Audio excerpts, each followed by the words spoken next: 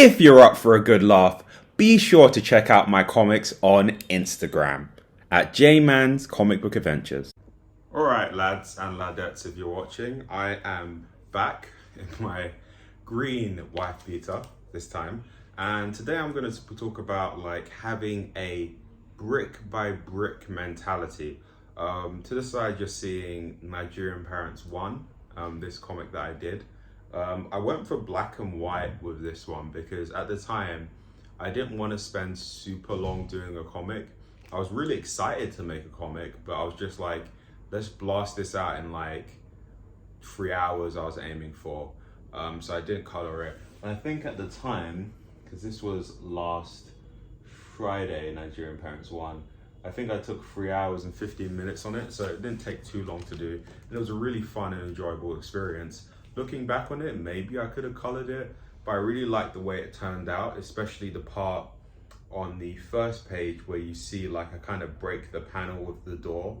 I always really like breaking panels. I think it's really interesting when, especially when manga artists do it, they break the panel.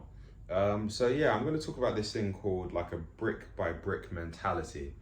And what this means is that like when you build a house, you start with a foundation, and a foundation almost has to go down before you can actually go up. And it's like a lot of the times when you're starting something, it can almost seem like, especially if you're bad at it, or especially if you're like new, it can almost seem like you're doing things and you're not getting any better. And sometimes it can feel like it's actually worse to your life because you're taking up time doing something that you're not necessarily good at, or it's taking a lot of energy to even get started with like the project or the process you're learning.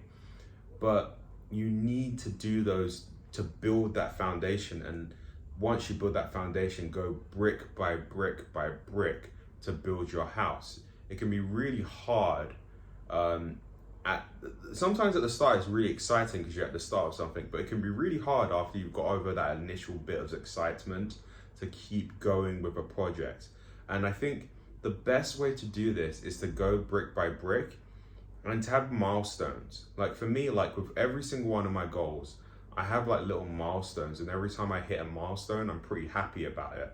So to give an example, I think learning languages has really helped me with this sort of my artistic journey, and helps me with just overall having a good mindset for being an artist and a creative entrepreneur. Because I think that when you're learning languages, like there's sort of somewhat concrete there's a concrete sort of way of knowing that your skills getting better, which is if you assess how many words you know.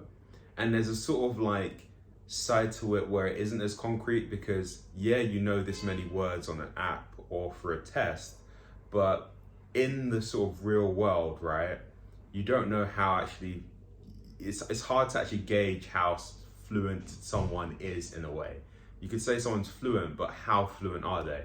But the side of it where you are gauging the words, I kind of like, because what I do is on my app, I have multiple levels that I need to go through.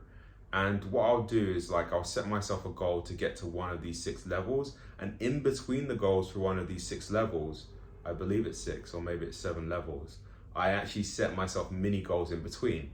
So I think there is, when you're learning a language, this is the European standard anyway, there is A1, A2, B1, B2, C1 and C2. So there are 6 levels. Now, my current goal at the moment with learning Chinese is 750 words. To get to the next level, I'm currently A2. To get to the real big jump of the next level is actually 1,200 words. But I set myself this mini goal because it gives me something to strive to. And even before that, my other goal was to just complete all of the basic flashcards on the deck, because it always gives me like a sort of waypost to go towards. It's like giving yourself these mini goals in between. It gives you that, it's almost like you're starting anew again. As soon as I reach that goal of, oh wow, I need to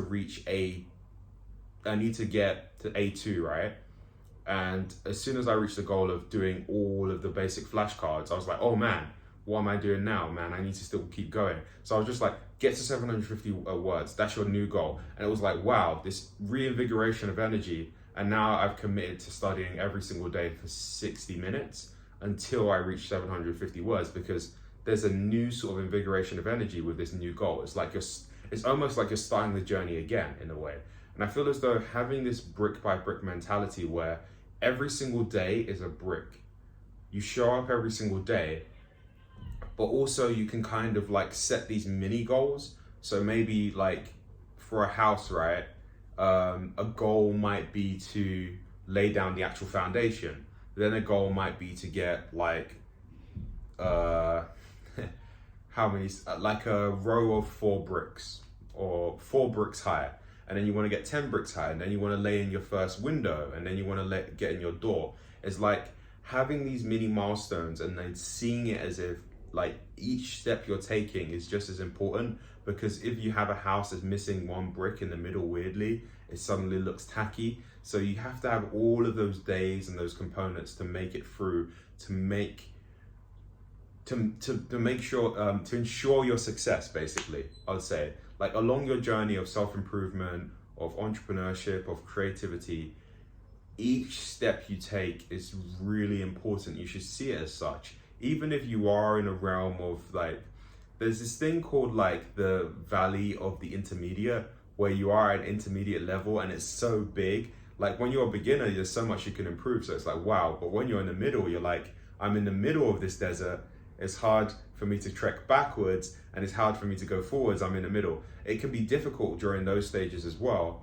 So it's just like just seeing every single thing as one step forward, 1 foot forward towards getting to where you want to get to is such a huge help. I don't know if someone sneezed outside or if they just slapped their wife, but whatever. That is London Lad Lost in Asia. Anyway, but yeah, like that's just my mentality. Like I see everything as just laying down one brick. That's why I have my wall calendars.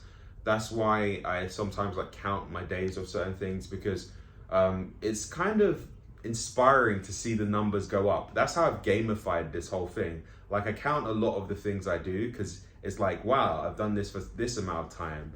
Can I get to this next amount of time? Sort of gamifying your artistic journey and your self-improvement, entrepreneurship journey, any journey you're going from, gamifying it in that way of getting a high score is actually really fun, and it's actually just made things so much easier when I've kept track of it like that. So yeah, just wherever you are on your journey, especially if you're a beginner, just one step at a time.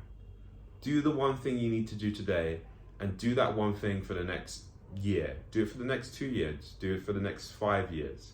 Like whatever you need to do, and that's going to lay down a solid foundation, and you're going to look back and say, wow, I've come a long way. I know, especially relating it back to my Chinese, because I just really do think language learning has been such a key to helping me with a lot of things, because it's such a hard task to do. But relating it back to that, I just remember I wasn't able to read any characters. Now I'm walking around the streets and I can read characters, and that's really awesome. Yeah, I might do an actual separate video on the benefits of language learning, because while reading a book called Deep Work, it kind of really cemented why I'm studying Chinese so hard, because I think it helps with my art as well, and my comic making process in a weird way, because the amount of intensity I need to focus drawing when I do it is like, it's like flexing my brain muscles. But yeah, that's just my video on this. This has been London Lad Lost in Asia, and I really don't know how to end this video.